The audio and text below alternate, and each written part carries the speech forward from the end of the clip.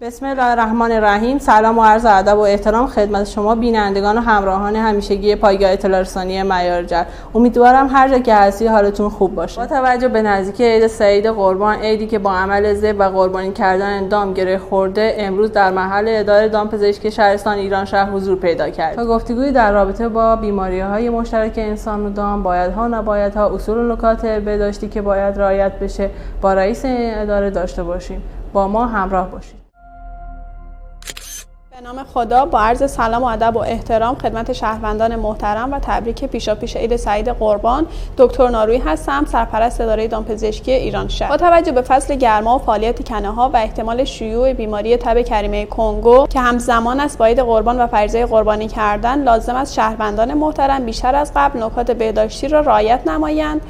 بیماری CCHF یا تب خونریزی دهنده کریمه کنگو یک بیماری مشترک بین انسان و دام هست که از طریق گزش کنه و تماس با خون و ترشحات لاشه دام آلوده به انسان منتقل میشه. بیماری بیشتر برای دامداران، سلاخان، ذابحین و کارگران کشتارگاه و سایر افرادی که مرتبط با دام هستند خطرناک است.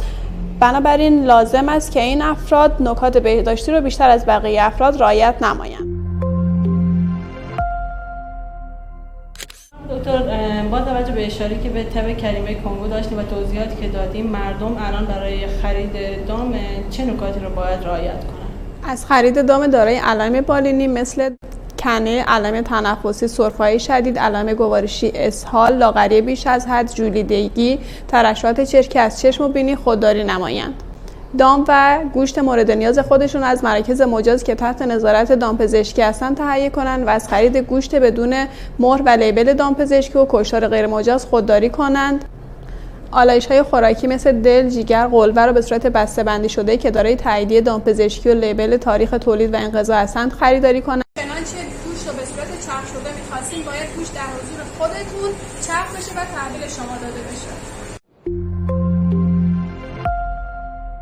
از ذبح دام در معابر عمومی و مناطق مسکونی که باعث بروز بیماری‌های مشترک بین انسان و دام میشه خودداری کنند و دام رو در کشتارگاه‌ها و تحت نظارت دامپزشکی کشتار نمایند. بعد ذبح محل ذبح شستشو و ضدعفونی گردد. به هنگام ریز کردن گوشت و آلایش‌های خوراکی آن با استفاده از دستکش و عینک امری اجتناب ناپذیر است. گوشت و آلایش‌های آن به صورت خام و یا نیم پخته خودداری کنیم.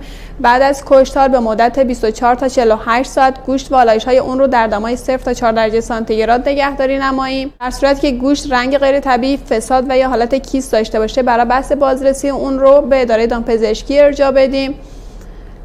در صورت مشاهده کشتار غیر مجاز و یا هر گونه مشکلات دامپزشکی با شماره تماس 1512 با اداره دامپزشکی در تماس باشید. همکاران ما در روز عید قربان به صورت اکیپ‌های ثابت و سیار در سطح شهر فعالیت دارند و خدمات رو به همشهریان عزیز ارائه می‌دهند.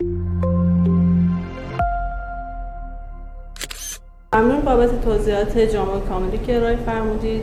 ممنون از شما بینندگان عزیز که تا پایان همراه ما بودید. انشاءالله نکاتی که خانم دکتر اشاره فرمودن رو رعایت کنید، مد نظرتون باشن تا خدای نکرده درگیر بیماری خاصی نشید. عیدتون هم پیشاپیش مبارک. تا گزارش بعدی خداوند یار و نگهدارتون.